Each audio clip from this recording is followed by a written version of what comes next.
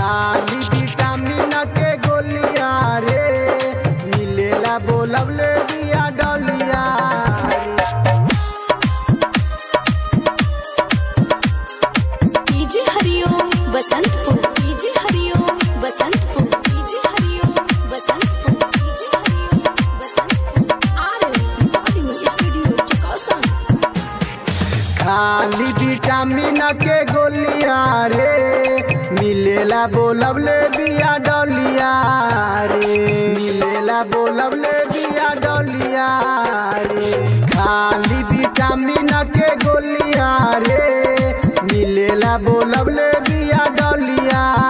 रे समझ न आई कि क्या हम ले जाई चोलिया ले जाई कि उठल लिया रे खाली विटामिन के गोलिया रे मिलेला बोलबले बिया डलिया रे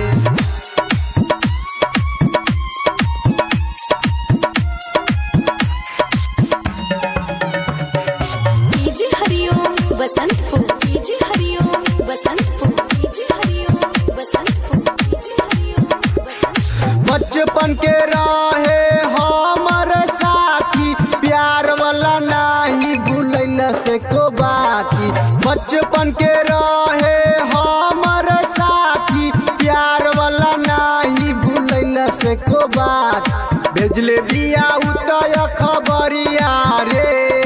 भेजले बिया उतय खबरिया रे मिलेला बोलबले बिया डलिया रे खाली विटामिन के गोलिया रे मिलेला बोलबले बिया डलिया रे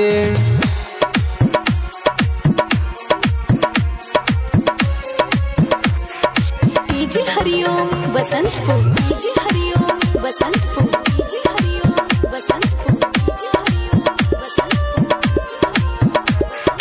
कहिले की पंकज बबलू ले लाया भी माजा बाद में नया सन मिली माजा कहिले की पंकज बबलू ले लाया भी माजा बाद में नया सन मिली माजा पागल भैनी सुन के ओकर बोलिया रे मिलेला बोलबले बिया डलिया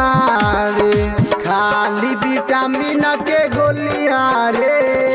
मिलेला बोलबले